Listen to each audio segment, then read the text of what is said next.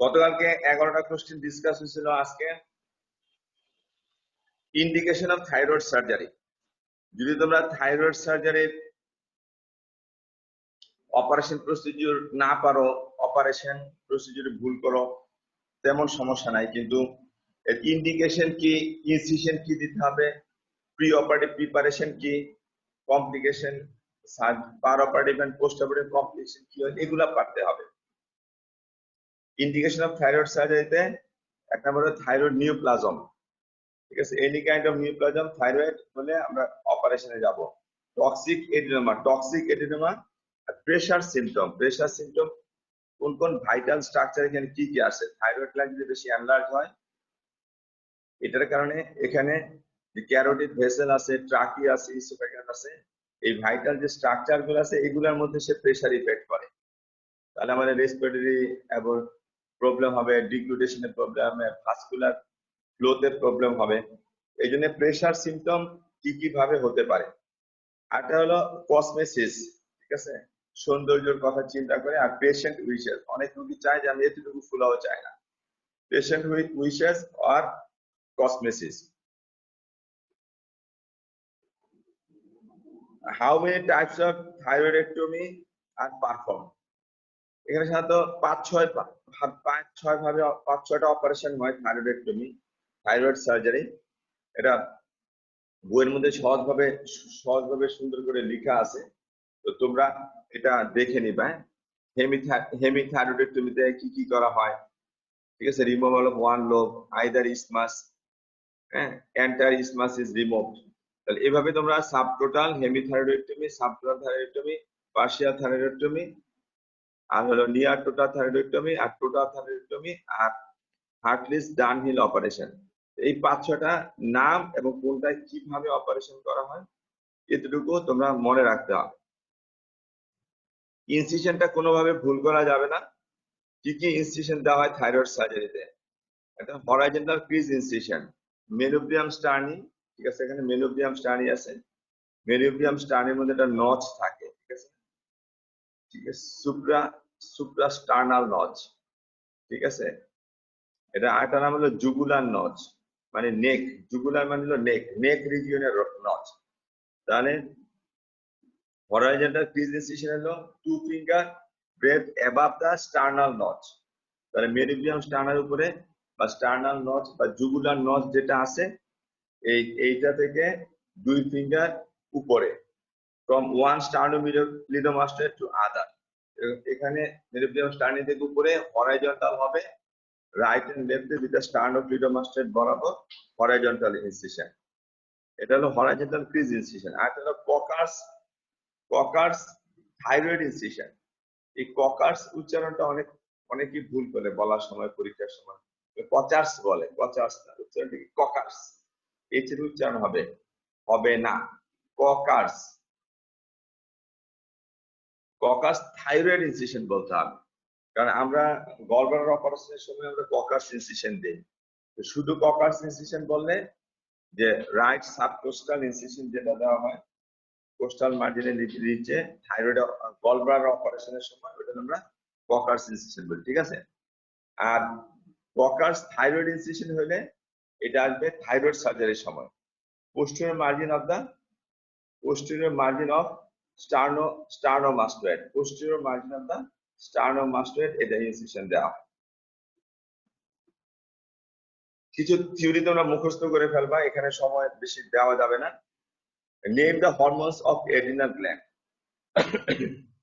Hormones of adrenal gland যেটা আছে aldosterone, adrenaline, ডিএইচইএ, এগুলো তোমরা নামগুলো ভালো করে মুখস্থ করে রাখবা। এক্সাম্পল সহ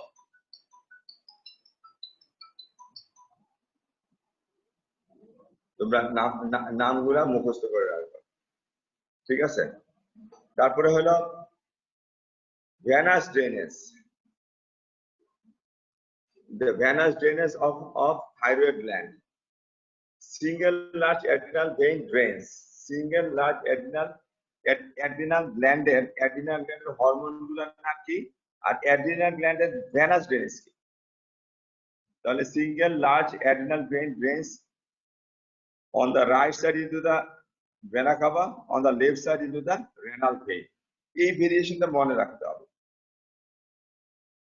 টেস্টিকুলার ভেইন কোথায় ড্রেন করে, left and right testicular vein কোথায় ড্রেন করে, তারপরে ওভারিয়ান ভেইন গুলা কোথায় ড্রেন করে, রেনাল সুপ্রা অ্যাড্রিনাল গ্ল্যান্ডের ভেইন গুলা কোথায় ড্রেন করে, কোনটা রেনাল ভেইনে করে, কোনটা ভেনা কাভায় করে, এটা ছবি দেখে হোক বুঝে বুঝে এটা মনে রাখতে হবে। তাহলে কি দাঁড়ালো, অ্যাড্রিনাল ভেইন গুলা ড্রেন করে রাইট সাইডে in the vena cava and left side in the left renal vein.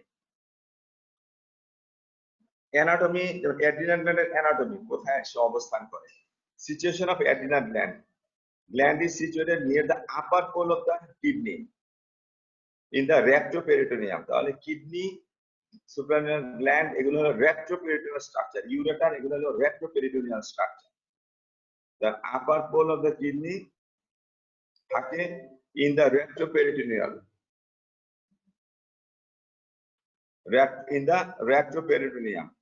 within Girota's capsule। তাহলে ক্যাপসুলের ভিতরে থাকবে, রেক্টোপেরিটোনিয়াম থাকবে, আর দুটো কিডনির আপার পোলে থাকবে। এর মধ্যে একটু পার্থক্য আছে।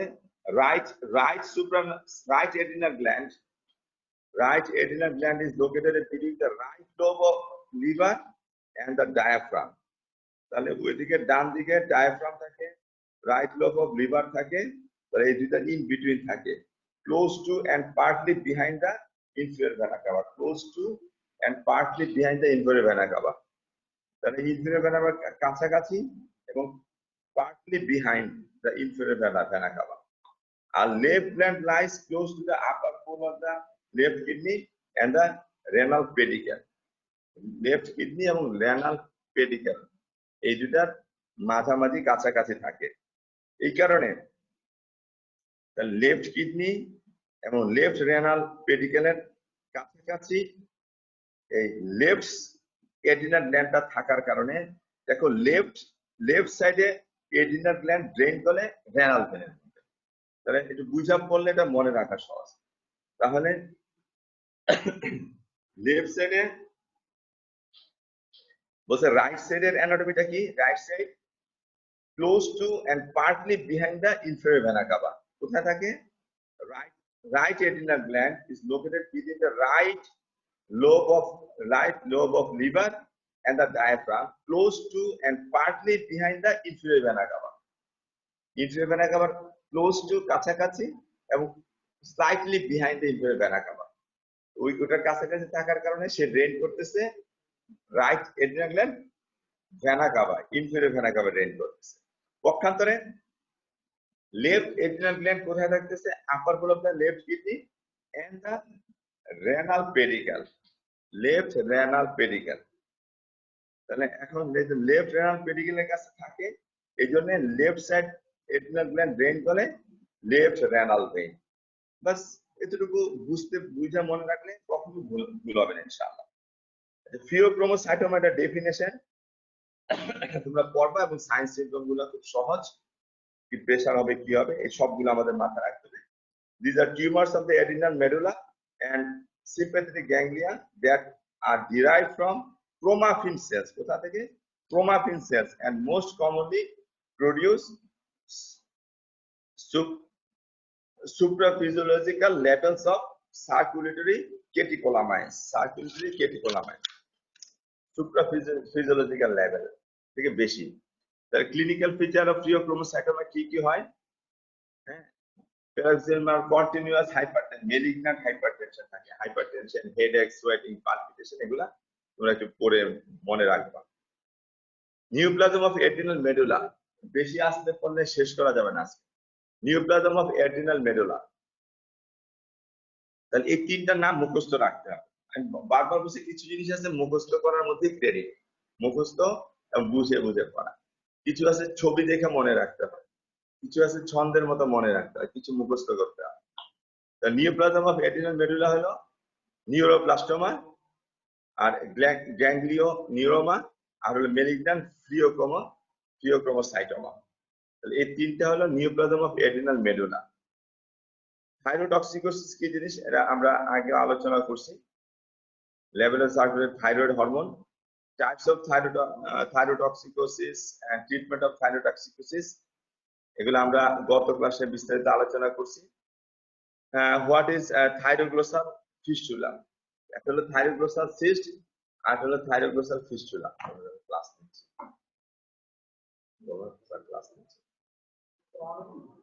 তাহলে থাইরোগ্লোসাল ফিস্টুলা কি?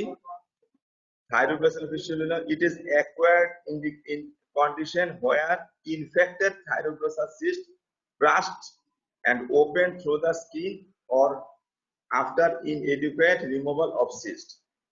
তাহলে cyst যখন ব্রাস্ট হয়, থাইরোগ্লোসাল cyst যখন ব্রাস্ট হয়, ওপেন করে স্কিন দিয়ে, তখন অথবা ইনকমপ্লিট বা ইনএডুকেট সার্জিক্যাল রিমুভাল হয়, তখন এই জায়গায় ফিস্টুলা ডেভেলপ হয়, থাইরোগ্লোসাল ফিস্টুলা। তাহলে থাইরোগ্লোসাল সিস্ট যদি রিমুভালটা যদি ইনএডিকুয়েট হয় তাহলে ফিস্টুলা হয়, অথবা থাইরোগ্লোসাল সিস্ট ইনফেক্টেড হয়ে ব্রাস্ট হয়ে ফিস্টুলা হয়ে যায়।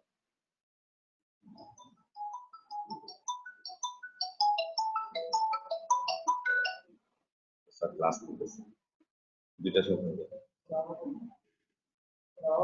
তারপরে হলো what are the Thyroglossal fistula sides course sides, just below the silent group.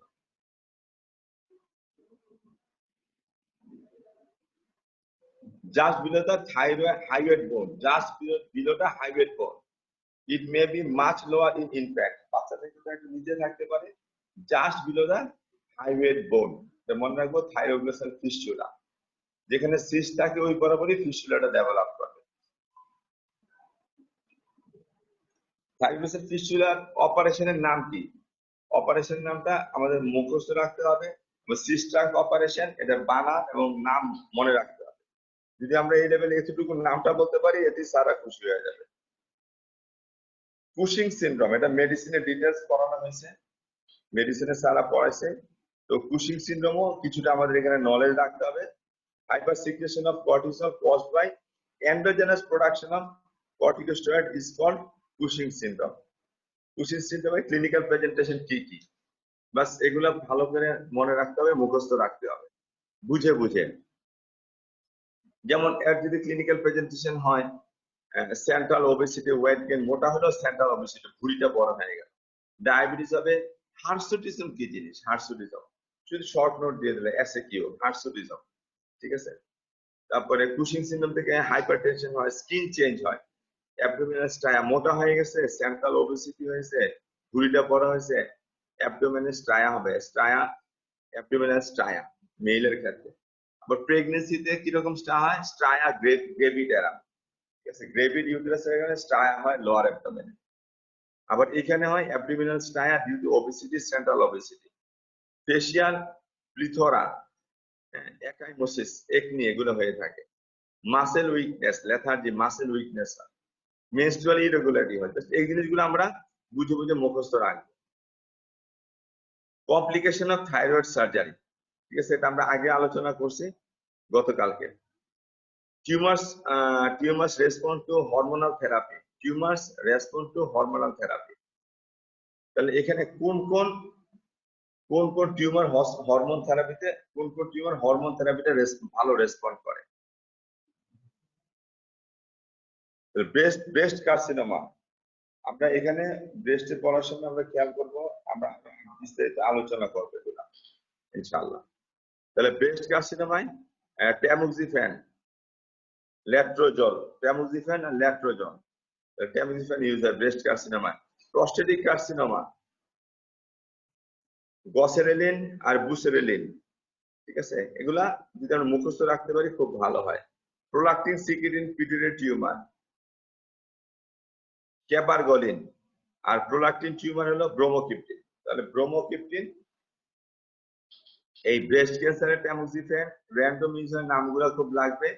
R prolactin টিউমারে ব্রোমোক্রিপ্টিন। জিজ্ঞেস করতে পারে যে ব্রোমোক্রিপ্টিন আর কোথায় ইউজ করা যায়? কমনলি ইউজ করা হয় ব্রোমোক্রিপ্টিন, ঠিক আছে, মিল্ক সিজেশন করা হয়। ওটা একটা ল্যাকটেটিং মাদার, তার বাচ্চা মরে গেছে, অথবা বাচ্চা দুধ বন্ধ করার সময় হয়ে গেছে কিন্তু দুধ বন্ধ হচ্ছে না, তখন আমরা ব্রোমোক্রিপ্টিন যোগ শুরু করি। তখন ল্যাকটেশন মিল্ক সিক্রেশন কমে যায়, বন্ধ হয়ে যায়।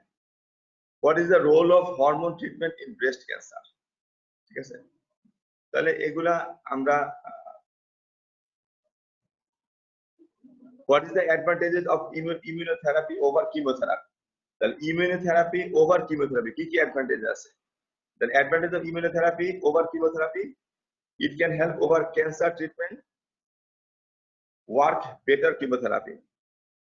তাহলে ইমিউনোথেরাপিটা আরো একটু মডার্নাইজ, কিমোথেরাপির মধ্যে টক্সিসিটি সাইড ইফেক্ট অনেক বেশি থাকে এবং বেটার আউটকাম পাওয়া যায়। It causes fewer side effect than chemotherapy. কিমোথেরাপিতে এটা রেডিওথেরাপিতে কোশ্চেন গুলো আসে, রেডিওথেরাপি এবং কেমোথেরাপিতে কি কি সাইড ইফেক্ট হয়, ঠিক আছে?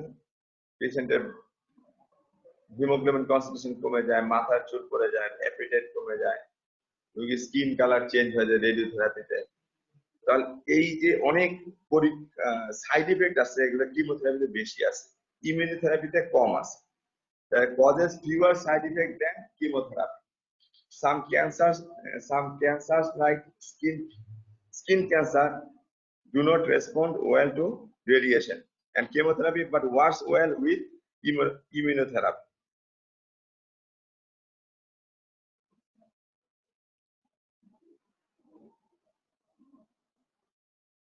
বেশ কিছু স্কিন ক্যান্সার আছে যেগুলোর মধ্যে রেডিয়েশন এন্ড কেমোথেরাপি ভালো কাজ করে না, বাট ইমিউনোথেরাপি ভালো কাজ করে। Cancer is less to return because of immunotherapy. তাহলে রিল্যাপস হওয়া, রিটার্ন হওয়া, পুনরায় দেখা দেওয়ার চান্স খুব কম থাকে ইমিউনোথেরাপিতে, ভালো outcome, better outcome. What are the particular risk of anesthesia in diabetic patient? Diabetic পেশেন্টদের ক্ষেত্রে পার্টিকুলার বা স্পেসিফিক রিস্ক কি? এক হলো হাইপোগ্লাইসেমিয়া, হাইপারগ্লাইসেমিয়া আর কিটোসিস, মানে ডায়াবেটিক কিটোএসিডোসিস বা কিটোসিস, ডায়াবেটিক কিটোএসিডোসিস। তাহলে হাইপোগ্লাইসেমিয়া হতে পারে, হাইপারগ্লাইসেমিয়া হতে পারে। তো এগুলা খুব স্পেসিফিক রিস্ক ফ্যাক্টর থাকে ডায়াবেটিক পেশেন্টদের। জিজ্ঞেস করতে পারে হাইপারগ্লাইসেমিয়া বেশি খারাপ নাকি হাইপোগ্লাইসেমিয়া বেশি খারাপ? উত্তর কি সাধারণত কোনটা বেশি খারাপ? হাইপারগ্লাইসেমিয়া বেশি খারাপ না হাইপোগ্লাইসেমিয়া? হাইপোগ্লাইসেমিয়া। কোনটা? হাইপোগ্লাইসেমিয়া। কেন, কি হয় হাইপোগ্লাইসেমিয়া? হাইপোগ্লাইসেমিয়া স্যার ব্রেনে ইসকেমিয়া, মানে গ্লুকোজ সাপ্লাই কমে যাবে স্যার, পেশেন্ট স্যার আনকনসিয়াস হয়ে যাবে। বুঝলাম, সমস্যা কি? একটা ছোট্ট কথা আছে যেটা টিচাররা শুনতে চায়, যে লম্বা সময় যদি হাইপোগ্লাইসেমিয়া হয়ে কেউ থাকে, লং স্ট্যান্ডিং হাইপোগ্লাইসেমিক অ্যাটাক যদি কারোর পারসিস্ট করে, তাহলে ইররিভার্সিবল ব্রেন ড্যামেজ। এই কথাটা ছোট্ট শব্দটা মুখস্থ করতে হবে। আমি অনেকবার ক্লাসে বলছি তোমাদেরকে, সঠিক জায়গায় সঠিক শব্দ চয়ন করতে হবে। Application of perfect word in appropriate place and time. তাহলে হাইপোগ্লাইসেমিয়ার কারণে সুগার ব্রেনে কমে যায়, সব কথাই ঠিক আছে। সুগার অনেকক্ষণ ব্রেনে না থাকার কারণে ব্রেনের একমাত্র খাবার হলো গ্লুকোজ, সুগার। তাহলে কমে যাবে, তখন কি হবে? ইররিভার্সিবল ব্রেন ড্যামেজ। ইররিভার্সিবল, যেটাকে রিভার্স করা যায় না, ব্রেন ড্যামেজ হয়ে যায়। এই জন্য hypoglycaemia much more dangerous than hyperglycaemia.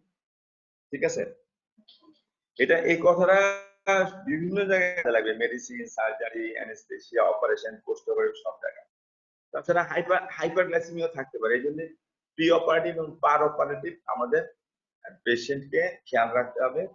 পেশেন্টের আমরা গ্লুকোমিটার দিয়ে মেপে গ্লাইসেমিক স্ট্যাটাসটা দেখে রাখবো, ঠিক আছে, পার অপারেটিভ। তাহলে আমার হাইপোগ্লাইসেমিয়া ইন্ট্রা অপারেটিভ বা পার অপারেটিভ হতে পারে, আর হাইপারগ্লাইসেমিয়া হতে পারে, আর কিটোসিস, হাইপারগ্লাইসেমিয়া হয়ে কিটোসিস ডেভেলপ করলো, কিটোএসিডোসিস হয়ে গেল। What is the particular risk of surgery in a diabetic patient? বাস ওই কথাই, পুয়ার ও স্লো ওন হিলিং। তাহলে আমার ডায়াবেটিক পেশেন্টের ক্ষেত্রে particular risk of surgery in diabetic patient, এটাকে বলছে particular risk of anaesthesia in diabetic patient. তাহলে সার্জারি ইন ডায়াবেটিক পেশেন্টের ক্ষেত্রে আমার হাইপারগ্লাইসেমিয়া আর ডায়াবেটিস যদি আনকন্ট্রোল থাকে তাহলে এটা মেটাবলিক ডিসঅর্ডার। ডায়াবেটিস একটা মেটাবলিক ডিসঅর্ডার, তাহলে ওর ওন হিলিং ডিলে হবে, ডিলেড ওন হিলিং। ঠিক আছে, delayed wound healing. Infection of the wound, uncontrol diabetes থাকলে infection of the wound commonly দেখা যায়। যেমন আমি সহজে বুঝার জন্য বলি, রক্তে বেশি সুগার যদি থাকে, ঠিক আছে, সার্কুলেটরি ব্লাডের মধ্যে যদি সুগার বেশি থাকে, তো বলে এটা এই রক্তটা উর্বর। যে জমিন উর্বর, ওই উর্বর জমিনে ধানও ভালো হবে, জঙ্গলও ভালো। এই জন্য রক্তে যখন অতিরিক্ত সুগার থাকবে তখন ওই রক্তের মধ্যে ইনফেকশন স্প্রেড করে বেশি, কারণ ওই সুগার আগার মিডিয়া অর্গানিজম বেশি গ্রোথ করতে পারে না। ব্লাডের ক্ষেত্রে আমরা ব্লাড আগার মিডিয়া গুলো আমরা করছি না। তো এই জন্য হাইপারগ্লাইসেমিয়ার কারণে ওন ইনফেকশন, যে ওন রেক্টিফিকেশন, মাল্টিপ্লিকেশনে অর্গানিজম মাল্টিপ্লিকেশন করতে পারে। তো এই জন্য ইনফেকশন অফ দ্য ওন, তাহলে আমাদের কমপ্লিকেশন রিস্ক ফ্যাক্টর। আর হাইপারগ্লাইসেমিয়া, হাইপার অসমোলার নন কিটোটিক সিনড্রোম, ঠিক আছে, এগুলো আমরা মেডিসিনে তোমাদেরকে সৌজিৎ স্যার পড়াইছে। ঠিক আছে, নন কিটোটিক syndrome, hyperglycaemic, hyper osmolar stage হয়। How should this patient be managed prior to surgery? এই পেশেন্টকে অপারেশনের আগে কিভাবে আমরা ম্যানেজ করব?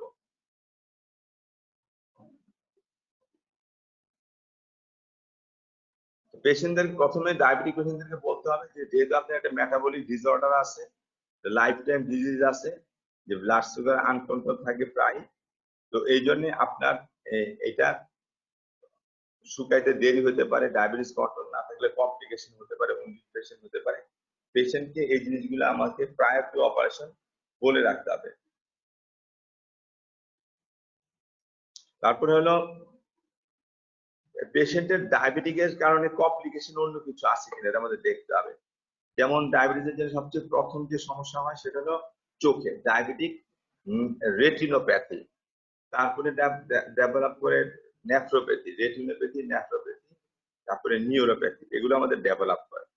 তো এই জন্য আমার ডায়াবেটিক পেশেন্টের কোনো ডায়াবেটিস উইথ আদার কমপ্লিকেশন আছে কিনা, এই জন্য cardiovascular status, CNS, renal and skin, তারপরে তার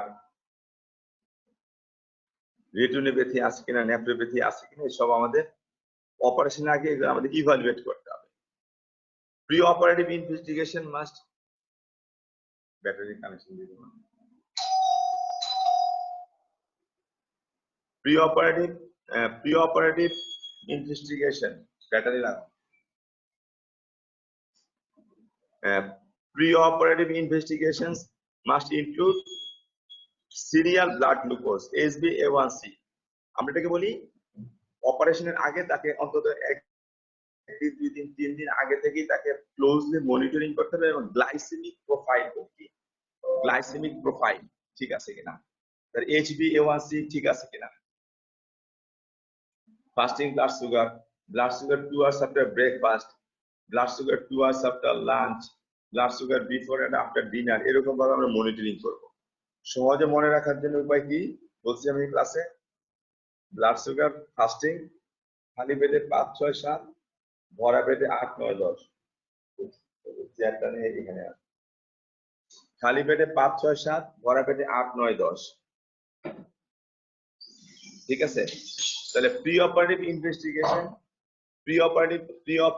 ইনভেস্টিগেশনস না জামানা, প্রি অপারেটিভ ইনভেস্টিগেশন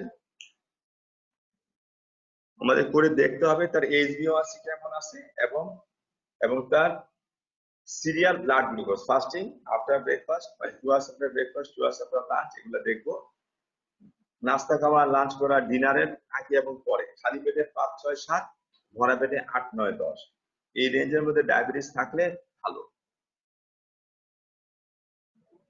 যে একই সাথে তার আমার ECG, urine report, creatinine level, ঠিক আছে, সিরাম ক্রিয়েটিনিন লেভেল, এগুলো আমাদের ইভালুয়েট করতে হবে।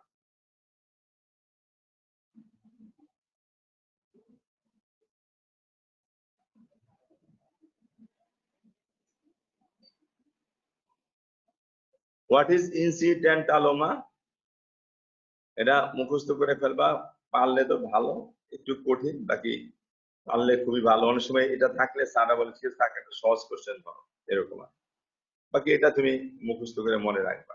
এটা adrenal mass detected incidentally by imaging studies and conducted for other reasons not known previously to have been present or causing symptoms. Incidentaloma. What is the which one is the commonest? Commonest incidentaloma হলো non-functioning adenoma. Non-functioning adenoma. তাহলে এটা growth, এটা mass, এটা tumour, এটা non functional adenoma দেখা যাচ্ছে 78% ক্ষেত্রে commonest পাওয়া যায়।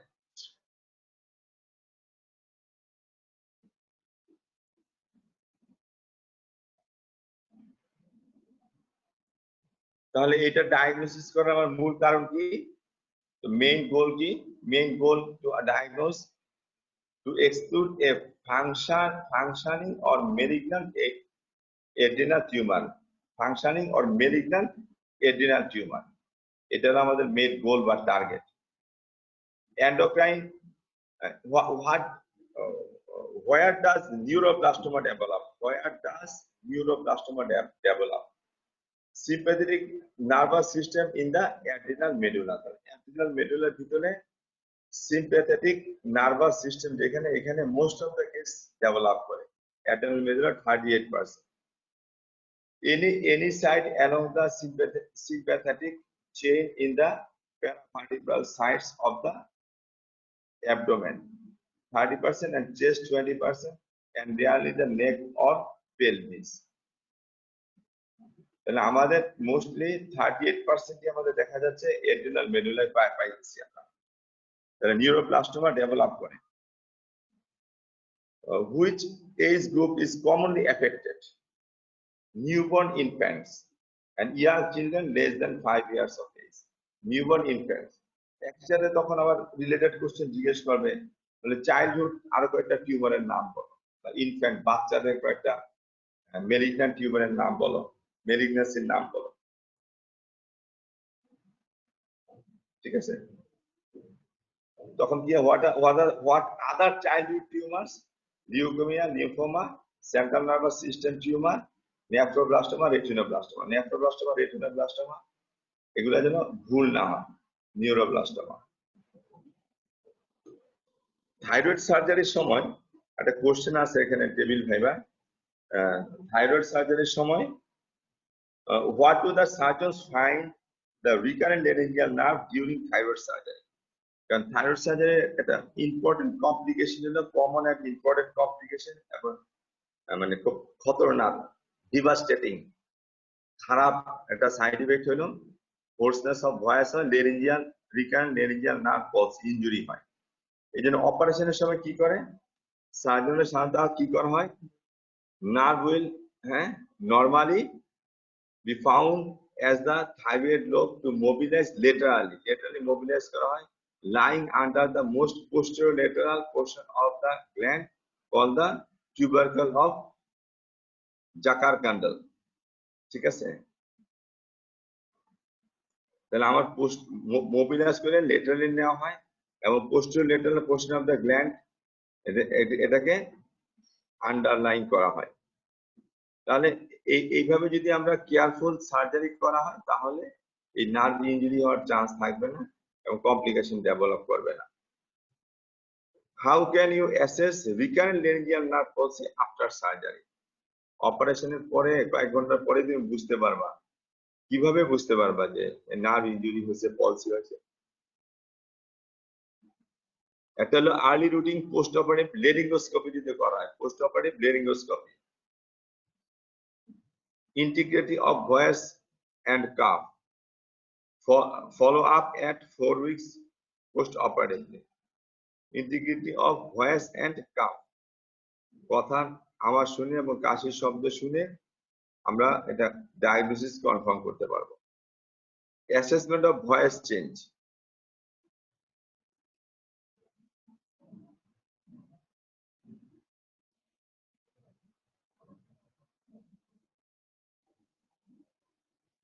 এখানে assessment of voice change, normal voice কিরকম এটা আমরা সবাই জানি। যখন গলা ভাঙ্গা থাকে তখন আমরা জানি হরমোনের কারণে কি চেঞ্জ হয়, নার্ভ ইনজুরি হলে কিভাবে হোর্সনেস অফ ভয়েস হয়, ঠিক আছে। ফেরিনজাইটিস টনসিলাইটিস হইলেও ভয়েসে কিছুটা চেঞ্জ হয়, এই জন্য অ্যাসেস করতে হয়। অ্যাসেসমেন্ট হলো pitch of voice, whether raised, lowered or pitch locked.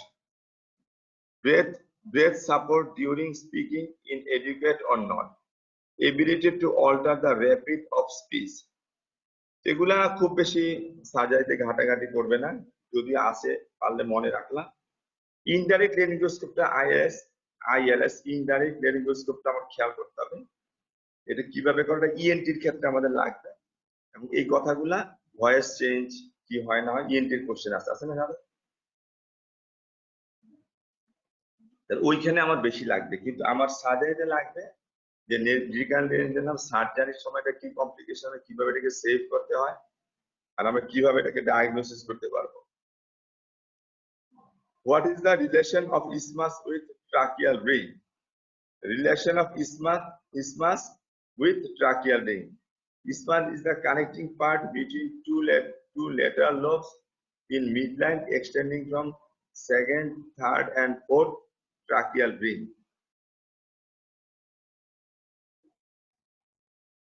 Second, third, fourth tracheal ring এর সামনে আমার isthmus of the lobe thyroid থাকে, যেটা লেফট এন্ড রাইট লেটারাল লোবকে কানেক্ট করে, ঠিক আছে। তাহলে মোটামুটি আমার এখানে লাস্টে যেটা হলো অ্যাসেসমেন্ট অফ ভয়েস চেঞ্জ, এই জিনিসটা ইএনটি তে বেশি লাগবে।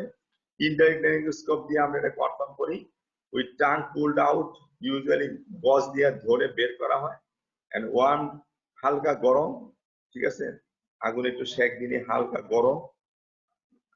Indirect laryngoscope is placed into the oral cavity to see vocal cord.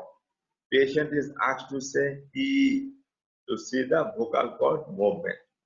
তাহলে এই যে কথাটা ইনডাইরেক্ট লেরিঙ্গোস্কোপ কিভাবে করা হয়, আয়নাটাকে গরম করে নিতে হবে, জিহ্বাটা কিভাবে ধরবা, এই কথাগুলা মানে ওই যে প্রসিডিউরের মতো, প্র্যাকটিক্যালের মতো, ঠিক আছে।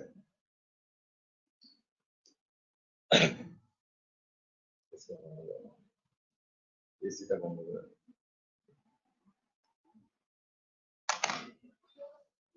হয়নি।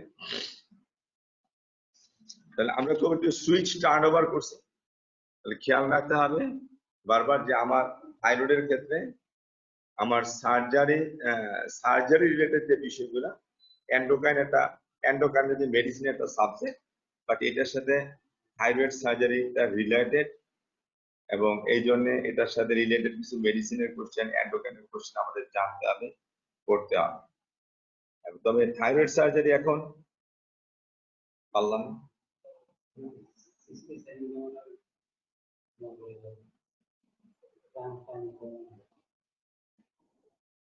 আমাদের সার্জারির ক্ষেত্রে যেহেতু এটা রিলেশন আছে, ইএনটি সার্জনরা এটা এখন থাইরয়েড সার্জারিটা বেশি করে, ভাগাভাগি করে ইএনটি ওনাদের নিয়ে গেছে যেটা নেক রিজিয়নে, জেনারেল সার্জনরা এটা করতে পারে। তবে পরীক্ষা হওয়ার সময় এটা সার্জারি টেবিলেই থাকে, ইএনটি টেবিলে থাকে না। তবে ইএনটি টেবিলেও কিছু থাইরয়েডের সার্জারির কোশ্চেন জিজ্ঞেস করতে পারে, সার্জারি টেবিলেও কিছু ইএনটির কোশ্চেন জিজ্ঞেস করতে পারে, ঠিক আছে।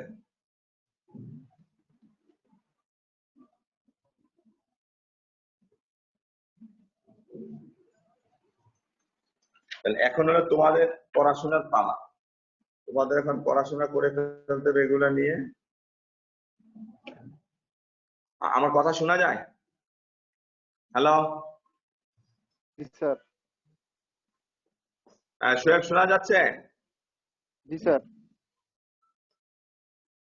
আর 5-10 মিনিট কথা বলবো। এরপরে breast, endocrine and breast. What is the clinical feature of fibroadenoma? তাহলে ব্রেস্টের অনেক কোশ্চেন অনেক জায়গায় ছড়ানো ছিটানো থাকে, এমসিকিউতে, এসসিকিউতে। তবে ব্রেস্টের কেস যদি লং কেস হিসেবে থাকে মেলিগন্যান্সি, ব্রেস্টের একিউট কেস থাকা হয় না, পারতপক্ষে ব্রেস্টের কেস কোনো পরীক্ষার হলে পারতপক্ষে রাখা হয় না। রাখা হইলো যদি মেলিগন্যান্ট কোনো ক্যান্সার ট্যান্সার থাকে, মেলিগন্যান্সি থাকে, কার্সিনোমা ব্রেস্ট থাকে, তখন রাখা হয়। শর্ট কেসেও সাধারণত ব্রেস্টের কোনো কেস দেওয়া হয় না ইউজুয়ালি, কিন্তু দেওয়া যাবে না এমন কোনো কথা নেই, যে কোনো কেসে দেওয়া যেতে পারে। What the clinical feature of fibroadenoma? Normal বয়স এজ লিমিট কি 15 থেকে 25 বছর বয়সে মেয়েদের দেখা যায়। Usually occurs in the upper and outer quadrant of the breast. তাহলে কমন কি, চারটা কোয়াড্রেন্টে ভাগ করা হয়, আপার এন্ড আউটার কোয়াড্রেন্টে কমনলি দেখা যায়। Painless lump in the breast, painless lump in the breast, কি fibroadenoma. Usually solitary, discrete, non-tender, firm, inconsistently, highly mobile. তাহলে ফাইব্রোএডিনোমে মোবাইল থাকে, মেলিগনেন্সি হয়, এটা অ্যাডভান্স স্টেজে এটা ফিক্সড হয়ে যায় with overlying skin or underlying structure. ঠিক আছে, আন্ডারলাইং স্ট্রাকচার বা আন্ডারলাইং মাসেল। তাহলে সাধারণত ফাইব্রোএডিনোমের ক্ষেত্রে এগুলা সলিটারি হয়, ডিসক্রিট হয়, একাধিকও থাকতে পারে।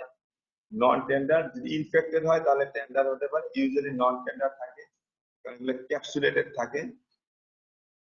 and firm in consistency and highly mobile. বেশি মোবাইল লাগালে ছোট ফাইব্রোএডিনোমাকে ব্রেস্ট মাউস বলা হয়। ব্রেস্ট মাউস, মাউস মানে ছোট্ট ইঁদুরকে মাউস বলে না, মাউস ছোট্ট ইঁদুর, হলুই বাংলা কি বলে, হলুই। তো ছোট্ট ইঁদুরকে যেমন দৌড়াদৌড়ি করে, এরকম ছোট্ট ফাইব্রোএডিনোমা থাকলে খুব স্লিপারি হয়, দৌড়াদৌড়ি করে, ধরা ডিফিকাল্ট হয়ে যায়।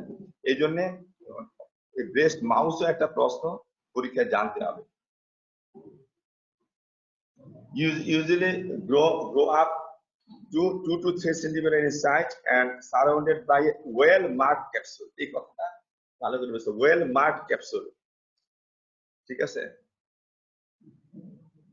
usually grow up to 2 to 3 centimeter in size। ঠিক আছে, ছোট ছোট থাকে সাধারণত, একটা থাকে সাধারণত, একাধিক হইতে পারে। 2 to 3 centimeter in size and surrounded by a well-marked capsule, well capsulated। ঠিক আছে না, স্ট্রং এন্ড ওয়েল ক্যাপসুলেটেড থাকে। How can you confirm a diagnosis? একটা হলো আমাদের ক্লিনিক্যালি করা যায়, আর কিছু ইনভেস্টিগেশন করে আমরা ডায়াগনোসিস কনফার্ম করতে পারি। ঠিক আছে, এফএনএসি করা যায়, ম্যামোগ্রাফি করা যায়। Well localised smooth regional shadow, well localised smooth regional shadow পাওয়া যাবে, যদি ডেন্স থাকবে। তাহলে ম্যামোগ্রাফি করে, এফএনএসি করে। FNAC means fine needle aspiration cytology, এই কথাটা পরীক্ষা বলে দিবে abbreviation. Ultrasound to confirm solid, ultrasound করে কনফার্ম করা যাবে এটা কি সলিড নেচার না সিস্টিক না সলিড, এটা বোঝা যায়। অ্যাবসেস হলেও বোঝা যায়। সিস্টিক সলিডটা আমরা ডিফারেন্সিয়েট করতে পারি খুব সহজে আল্ট্রাসাউন্ডের দ্বারা। Treatment of fibroadenoma, intracapsular extraction of fibroadenoma, কি intracapsular extraction of fibroadenoma, intracapsular extraction of fibroadenoma। তখন দেখি বিভিন্ন সারা জিজ্ঞেস করে, একটা 18 বছরের মেয়ে, তাকে তুমি ফাইব্রোএডিনোমা সার্জারি করবা, তো পার্টি চাচ্ছে লোকাল অ্যানেস্থেসিয়া করে দিলে কম খরচে, তো তুমি রাজি আছো কিনা? হ্যাঁ স্যার করে দেওয়া যাবে, অসুবিধা কি বলবা, কিন্তু এটা করা যাবে না। কেন? এটা অল্প বয়সের মেয়ে, আনমেরিড বা ইয়াং লেডি, তার তুমি ব্রেস্ট সার্জারি করবা তার চোখের সামনে, সে সহ্য করতে পারবে না। দ্বিতীয় হলো ফিমেল সার্জন দিয়ে যদি করে একটা বিষয়, আর দ্বিতীয় হলো তার চোখের সামনে বুকের উপরে অপারেশন, কথা শুনলে বুক কাঁপে, পালপিটেশন বেড়ে যায়, প্রেসার বেড়ে যায়, হোয়াইট কোট হাইপারটেনশনের মতো, ওটি হাইপারটেনশন, অপারেশন হাইপারটেনশন হয়ে যায়। তাহলে এই সমস্ত ক্ষেত্রে একে অ্যানেস্থেসিয়া করানো সবচেয়ে সেফ রোগীর জন্য এবং সার্জনের জন্য, নাহলে পেশেন্ট ব্রেস্টলেস এজিটেশন পেরেশান হয়ে যাবে। তাহলে ব্রেস্ট সার্জারি কোনোভাবেই, সে অ্যাবসেস হোক, ফাইব্রোএডিনোমা হোক, মেলিগনেন্সি হোক, কোনো ব্রেস্ট সার্জারি জেনারেল অ্যানেস্থেসিয়া ছাড়া করা উচিত না, নিষেধ। ঠিক আছে, এটা কিন্তু স্যারদের প্রিয় কোশ্চেন, মনে রাখবা। What is triple assessment? খুব ভালো করে তোমরা জানো, এটা মুখস্থ করে ফাটায় ফেলাবা। ট্রিপল অ্যাসেসমেন্ট কি জিনিস? Clinical, radiological, tissue sample taken, cytological, এগুলো মিলে ট্রিপল অ্যাসেসমেন্ট। এগুলো থিওরির কোশ্চেন পড়ে করবা।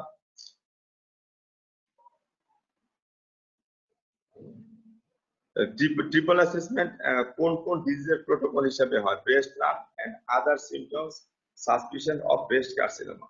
তো ব্রেস্ট লাম্প বা ব্রেস্ট কার্সিনোমা আমরা সাসপিশনে এটা ব্যবহার করে থাকি।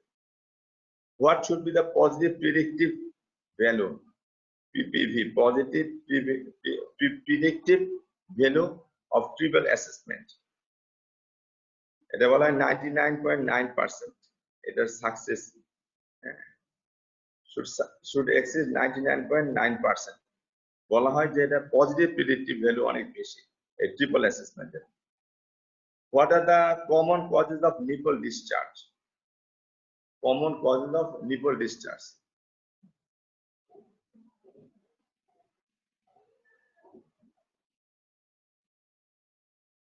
এখানে এই প্রত্যেকটা কজ আমার নামগুলো মনে রাখতে হবে, মুখস্থ করতে হবে আর বুঝতে হবে। ইন্ট্রাডাক্ট পেপিলোমা আর ইন্ট্রাডাক্ট কার্সিনোমা। তাহলে নিপল ডিসচার্জ হতে পারে ইন্ট্রাডাক্ট পেপিলোমা, কার্সিনোমা হলো ফাইব্রোসিস্টিক ডিজিজ, ডাক্ট অ্যাক্টেশিয়া। তাহলে এগুলো হলো pathological condition. Carcinoma, duct ectasia, infection, fibrocystic disease. আর ফিজিওলজিক্যাল কি ল্যাকটেশন। তাহলে নিপল ডিসচার্জ, মিল্ক ডিসচার্জ হবে, ল্যাকটেশন হলো ফিজিওলজিক্যাল, আর বাকি হলো pathological condition. How will you evaluate a patient with nipple discharge? এটা খুব বুঝে পড়তে হবে, এটা মুখস্থ করে পারা যাবে না। The patient with nipple discharge কিভাবে ইভালুয়েট করবে? If discharge from the surface, skin, epidermis, dermis, surface থেকে হয় সুপারফিশিয়াল, তাহলে মাথায় রাখতে পারে স্কিন ডিজিজ হতে পারে, এক্সিমা, সোরিয়াসিস, প্যাজেস ডিজিজ এগুলো হতে পারে। ঠিক আছে, শ্যাঙ্কার হতে পারে, বাট রেয়ার শ্যাঙ্কার। কিন্তু আমার এক্সিমা, সোরিয়াসিস আর প্যাচেস ডিজিজ বা স্কিন ডিজিজ এগুলো হলো common. If blood stain discharge from a nipple from a single duct, যদি if blood stain discharge from a single duct indicates intraductal papilloma অথবা intraduct carcinoma অথবা duct ectasia, single duct থেকে যদি আমার এরকম blood স্টেন discharge হয় তাহলে আমরা এটা চিন্তা করব intraduct papilloma অথবা intraduct carcinoma অথবা duct ectasia. If serous, any other color discharge from a single duct indicate fibrocystic disease বা duct ectasia অথবা carcinoma.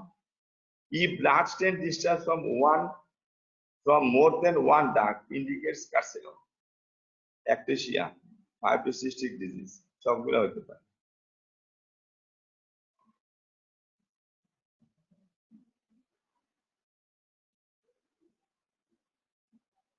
If blackish or greenish discharge from more than one duct indicate duct ectasia. যদি if blackish or greenish discharge from more than one duct indicate duct ectasia. If purulent discharge from more than one duct indicates infection. এক বা একাধিক দাগ দিয়ে যদি আমার purulent, ঠিক আছে, পাস বের হয়, হলুদ পুজ বের হয়, তাহলে আমরা বুঝবো duct indicates duct infection.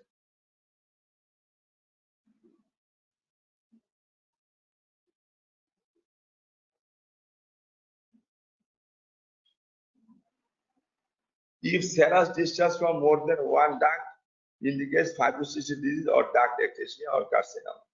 তাহলে এইভাবে আমরা বুঝতে হবে মেইনলি 3-4টা পয়েন্ট বেশি 6-7টার মধ্যে। এক নম্বর হলো যখন ইন্ডিকেট সারফেস থেকে স্কিন থেকে আসবে, স্কিন ডিজিজ, এক্সিমা, সোরিয়াস এগুলা। যদি ব্লাড স্টেইন থাকে তাহলে ইন্টারাক্ট পেপিলোমা অথবা ইন্টারাক্ট কার্সিনোমা এগুলা চিন্তা করব। যদি সেরাস ডিসচার্জ হয় তাহলে ফাইব্রোসিস্টিক ডিজিজ চিন্তা করব। আর যদি ব্লাড স্টেইন হয় তাহলে আমরা একটু মেলিগন্যান্সির দিকে যাব। If milk discharge from more than one duct, তাহলে এটা হলো indicates lactation or rare cause hypothyroidism or pituitary tumor. কখনো কখনো রেয়ারলি এটা পাওয়া যেতে পারে, বাকি নরমালি আমরা ধরে নিব physiological lactation. What is the treatment of breast? What is the treatment of breast abscess? ঠিক একই রকম ব্রেস্টের যে কোনো সার্জারি আমরা ফাইব্রোডেনমা করি, ব্রেস্ট অ্যাবসেসে ড্রেইন করি, অথবা আমরা মেলিগন্যান্সি অপারেশন করি, অথবা ফাইব্রোডেনমা এক্সিশন করি। এই সব ক্ষেত্রে আমাদের জেনারেল অ্যানেস্থেসিয়া আমাদের ইউজ করতে হবে। ঠিক আছে? তাহলে ইনসিশন দিতে হবে কিভাবে, এটা শুনতে চাই specific. Circumferential incision to prevent injury to the lactiferous duct. তাহলে radial to nipple incision and subareolar বা circumferential incision. Radial to nipple incision, to radial, nipple থেকে রেডিয়াল। বইয়ের মধ্যে ছবি দেওয়া আছে, দেখো, মুখের কথা অনেক সময় বুঝতে কষ্ট হবে। তাহলে রেডিয়াল ইনসিশন দেওয়া যায় নিপল থেকে, radial nipple incision and subareolar, subareolar circumareolar বলে, অর্ধচন্দ্রাকৃতি চাঁদের মতো। তাহলে সাবএরিউলার ইনসিশন দিলে যাতে circumferential incision. Pus sent for cultural sensitivity, যখন ব্রেস্ট অ্যাবসেস মনে হয় তো পাস ফর সিএস পাঠাই দিব। আমরা ব্রস প্যারার অ্যান্টিবায়োটিক শুরু করবো পাস পাঠানোর পরে।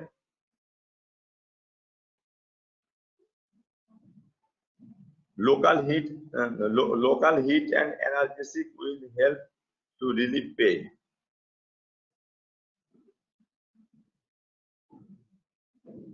পেন কিলার দেবো, রেস্ট দিব, সাপোর্ট টু ব্রেস্ট দিব, এগুলো খেয়াল রাখতে হবে। রেগুলার ড্রেসিং, যদি যদি ব্রেস্টে কোনো লাম্প থাকে, যদি ল্যাকটেটিং মাদার হয় তাহলে যাতে মিল্ক এনগোর্জমেন্ট না থাকে, এই জন্য হয় মিল্ক সিজেশন করতে হবে অথবা এডিকুয়েট মিল্ক ল্যাকটেশন করে ফেলতে হবে। What is mastitis and breast abscess?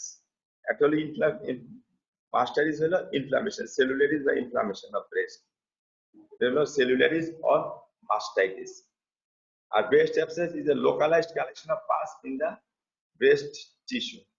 তাহলে এটা লোকালাইজড কালেকশন অফ পাস, তাহলে এটা ব্রেস্ট অ্যাবসেস। কমনলি কি কারণে দেখা যায়?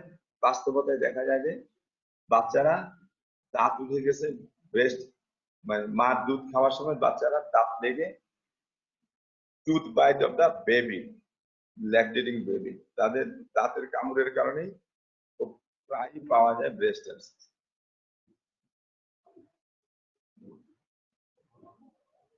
ঠিক আছে, আজকে প্রায় 1 ঘন্টা হয়ে গেছে। ঠিক আছে, সিনথিয়া কথা শোনা জি স্যার, যায়? জি স্যার, শোনা যাচ্ছে। শেষ করলাম, ঠিক আছে, আগামী শনিবারে বাকিটা হবে ইনশাআল্লাহ। জি স্যার, আসসালামু আলাইকুম ওকে, স্যার। সুতরাং ওই গাইনি অফিসের আইটেম আছে এই কথা বলে সার্জারি করা বাকি রাখা যাবে না। এদিকে সার্জারি সবই এখন স্পিডে করতে হবে।